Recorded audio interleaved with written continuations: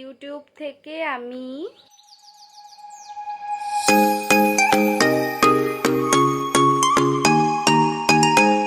Hello everyone, good evening. Welcome back to my channel Susmita's mix blog. আরও একটি নতুন ব্লগের সাথে তোমাদের সকলকে জানাই অনেক অনেক ওয়েলকাম। তো আজকে হচ্ছে সোমবার, এখন বাজে সন্ধে 6:30 পৌনে 7টার মতন। তো এখন থেকে আমি আমার ব্লগটা স্টার্ট করছি। আজকে সকাল থেকে অফিসের কাজ নিয়ে একটু বেশিই ব্যস্ত ছিলাম, তাই সকাল থেকে আর ব্লগ করা হয়নি। তো এখন হচ্ছে গিয়ে যাব বিয়েবাড়ি বলতে আগের দিন যার বিয়েতে গিয়েছিলাম আজকে তার রিসেপশন। তো কন্যাযাত্রী হিসাবে আমাকে আর আমার বড় যাকে বলেছে, তো আমরা দুজন মিলে যাব হচ্ছে কন্যাযাত্রী। তাই কোন শাড়িটা পরবো সেটাই বুঝে উঠতে পারছি না। শাড়ি তো রয়েছে প্রচুর, কিন্তু ম্যাচিং ব্লাউজই নেই। মানে ব্লাউজ থাকলেও সেইগুলো ঠিকঠাক ফিটিংস করা নেই আর কি। তাই বুঝতে পারছি না যে কোনটা পরবো। দুটো শাড়ি আমি বার করে রেখেছি, দেখি যেটার ব্লাউজ ঠিকঠাক থাকবে সেই শাড়িটাই পরবো। তো চলো আমি শাড়ি সিলেক্ট করতে থাকি, তোমরা ততক্ষণ আমার ব্লগটাকে লাইক করে কন্টিনিউ দেখতে থাকো। এখন বাজে রাত 9টার মতন। তো এই যে আমি আর দিদিভাই সেজেগুজে বেরিয়ে পড়েছি কন্যাযাত্রী যাব বলে। আর আজকে আমি ভীষণ সিম্পলভাবে সেজেছি, কারণ মায়ের ওখানে যাওয়া হয়নি। পুরোটাই আমি নিজে নিজে সেজেছি, শুধু মেঘার দিদি এসে আমাকে শাড়িটা একটু পরিয়ে দিয়ে গেছে। তার মধ্যে যেহেতু কন্যাযাত্রী যাবার ব্যাপার, একটা গাড়ির টাইমিংয়েরও ব্যাপার রয়েছে, তাই তাড়াহুড়ো করে সেরকমভাবে আর রেডি হতে পারিনি। তো যাই হোক, এই যে আমি আর দিদিভাই চলে এসেছি যেখানে রিসেপশনটা হচ্ছে সেই ভিলাতে। তো এখন এই যে উপরে যাব, আর সবার লাস্টে আমি আর দিদিভাইই এসেছি। দিদিভাই অফিসে গিয়েছিল, অফিস থেকে ফিরেছে 7:30 নাগাদ। ওখান থেকে এসে একটু রেস্ট নিয়ে তারপরে রেডি হয়েছে। তারপরে আমরা দুজন মিলে এলাম। তো এই যে এখানে দেখো কনে আর বর আর কি দুজন মিলে দাঁড়িয়ে রয়েছে, সবার সাথে কথা বলছে। আর এই যে কাকু কাকিমা, এটা হচ্ছে কনের মা বাবা। এখানে ফটোশ্যুট চলছে। তো এখানে কিছুক্ষণ দাঁড়িয়ে থাকার পরে আমরা স্টার্টারের দিকে চলে গিয়েছিলাম। স্টার্টারে ছিল চিকেন মাঞ্চুরিয়ানের মতন কিছু একটা ছিল, ফিশ বল ছিল, আর ভেজ একটা কিছু ছিল, সেটা কি আমি ঠিক বুঝতে পারিনি। খেয়েছি, খেতে ভালো, কিন্তু নাম জানি না আর কি। তো এখানে দাঁড়িয়ে আমি আর দিদিভাই স্টার্টার খেয়ে নিয়েছিলাম। তবে এবারে আমি স্টার্টারটা বেশি খাইনি, কারণ স্টার্টার বেশি খেলে রাত্রিবেলা মেন কোর্স আমি খেতে পারি না আর কি, কষ্ট হয়। তারপরে এই যে এদিকে দিয়েছিল একটা মকটেল কর্নারের মতন ছিল। তো আমি ম্যাঙ্গো নিয়েছিলাম, ম্যাঙ্গো ছিল, স্ট্রবেরি ছিল, এইগুলো সব ছিল। তো আমি ম্যাঙ্গোটাই নিয়েছিলাম, ভালোই খেতে ছিল, খারাপ ছিল না।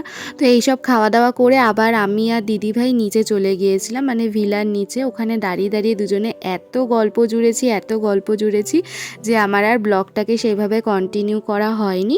তারপরে এই রাত্রি 10:30 পৌনে 11টা নাগাদ দুজনে আবার চলে এসেছিলাম রাতের ডিনার করতে, কারণ পরের দিন আবার দিদিভাইয়ের অফিস রয়েছে, সকালবেলা বেরোবে দিদিভাই, সেই কারণে।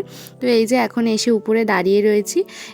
এবার তোমাদের বলি, প্রত্যেকবারের মতন এবারে আমি সব মেনুর ভিডিও করতে পারিনি, কারণ আমার ক্যামেরাটা ডিস্টার্ব করছিল। তো ছিল হচ্ছে ফিশ কাটলেট, বেবি নান, চানা, মাটন, পোলাও, রাইস, মিষ্টি। Hello everyone. তো কালকে রাতে আর ব্লগটাকে কন্টিনিউ করতে পারিনি, কারণ আমার ফোনের ক্যামেরাটা ডিস্টার্ব করছিল, ভিডিও করা যাচ্ছিল না। তো আজকে সকালবেলাতেও ডিস্টার্ব করছিল, জানো। ফোনটা আমি অফ করেছি আর অন করতেই পারছিলাম না, অনেকক্ষণ পরে ফোন আমার অন হয়েছে। সেই কারণে আজকে সকাল থেকেও আমি ব্লগ করতে পারিনি। তো এখন বাজে হচ্ছে সন্ধে 7টার মতন। বিকালের কাজকর্ম সেরে, মানে জল তুলেছি, সকালবেলা জামা কাপড় কাচার সময় পাই না, তাই বিকেলে জামা কাপড় কেচেছি, ঘরদোর পরিষ্কার করলাম, সব কিছু করে এখন একটু বসে রেস্ট নিচ্ছি। তো যাই হোক, তোমাদেরকে আগের দিনের ব্লগে আমি বলেছিলাম যে আমি বলবো যে আমি ইউটিউব থেকে আদেও টাকা পাই কিনা, পেলেও আমি কত টাকা পাই। তো সেটাই আজকে তোমাদের সাথে শেয়ার করব।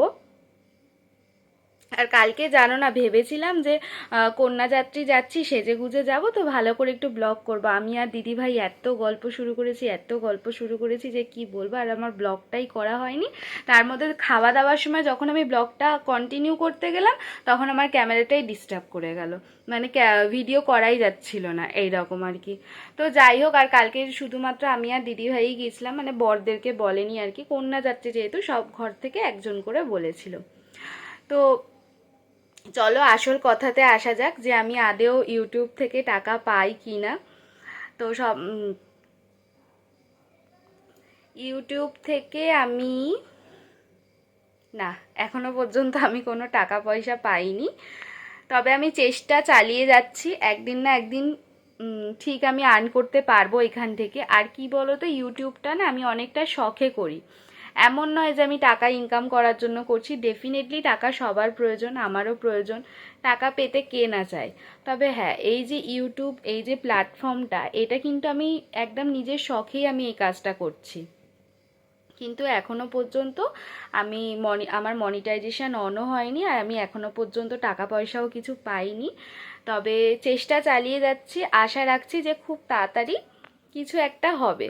তো যেদিন আমি পাবো, যেদিন আমার মনিটাইজেশন অন হবে, যেদিন আমি গুগল অ্যাডসেন্স হাতে পাবো, সেদিন সবটা আমি তোমাদের সাথে শেয়ার করব।